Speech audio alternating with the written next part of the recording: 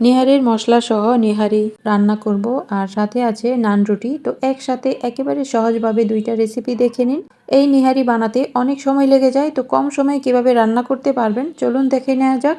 এখানে হাড় চর্বি মাংস পছন্দ মতো নিয়ে তারপর মশলা দিয়ে প্রথমে মাখিয়ে নিতে হবে। তো হাড় চর্বি মাংসের পরিমাণ বুঝে মশলা দিতে হবে। তো আমি আমার স্বাদ মতো এখানে দিয়ে দিলাম লবণ, হলুদের গুঁড়া, মরিচের গুঁড়া, ধনিয়া গুঁড়া, আধা কাপ তেল।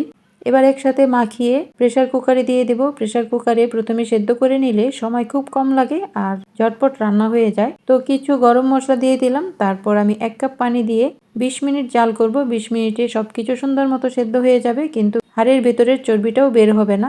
চুলা থেকে নামিয়ে নিয়েছি 20 মিনিট পর। এবার নিহারির জন্য স্পেশাল মশলাটা তৈরি করে নেব। এখানে নিয়েছি এলাচ, দারচিনি, লবঙ্গ, শাহি জিরা হাফ চা চামচ নিয়েছি রাঁধুনি, 1 চা চামচ জিরা, 1 চা চামচ মিষ্টি জিরা, 1 চা চামচ ধনিয়া, কালো গোলমরিচ হাফ চা চামচ, অর্ধেকেরও কম জয়ফল আর জয়ত্রী অর্ধেক একসাথে টেলে ব্লেন্ডারে আমি মিহি গুঁড়া করে নিয়েছি। এবার আমি যে সেদ্ধ করে রেখেছিলাম নিহারির হাড় মাংসগুলো, সেগুলোকে বাগার দেব। অল্প তেলে বাগার দিব। তো অল্প তেল দিয়ে এখানে পেঁয়াজ কুচি দিয়ে দিলাম। পেঁয়াজটা যখন বেরেস্তা হবে এখান থেকে কিছুটা তুলে রাখবো উপরে দিয়ে সাজানোর জন্য, আর বাকিটাতে আমি হাফ চা চামচ লাল মরিচের গুঁড়া দেব। গরম তেলে লাল মরিচের গুঁড়াটা দিয়ে বাগারটা দিলে নিহারির উপরে দেখবেন লালচে একটা তেল ভেসে থাকে, দেখতে খুবই লোভনীয় লাগে।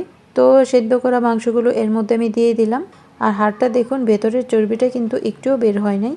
আর গ্রেভিটা ঘন হওয়ার জন্য এখানে আমি দেব হচ্ছে একটা আটা রুটি গুলিয়ে, হাতে কষলে রুটিটাকে একেবারে গলিয়ে মিশিয়ে নেব। তারপর আমি নিহারির উপরে দিয়ে দেব আর সাথে পরিমাণ মতো আরও পানি অ্যাড করে নেব। আর যে মশলাটা গুঁড়া করেছিলাম সেই মশলাটার অর্ধেকটা এর মধ্যে দিয়ে দেব।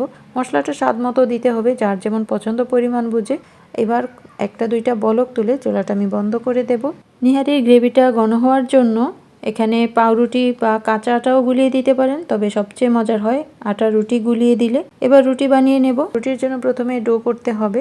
ডোয়ের জন্য নেব আধা কাপ কুসুম গরম পানি, হাফ চা চামচ ইস্ট, স্বাদ মতো লবণ, 1 টেবিল চামচ চিনি, 1 টেবিল চামচ দিয়েছি তেল। এবার ময়দা যতটুকু লাগে দেব।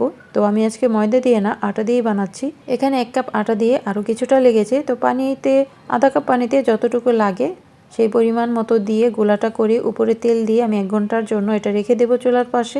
1 ঘন্টা পর দেখবেন ডোটা ফুলে ডাবল সাইজ হয়ে গেছে। তারপর এটাকে ভালো করে আবারও মসৃণ করে আমি এখান থেকে রুটি বেলে নেব।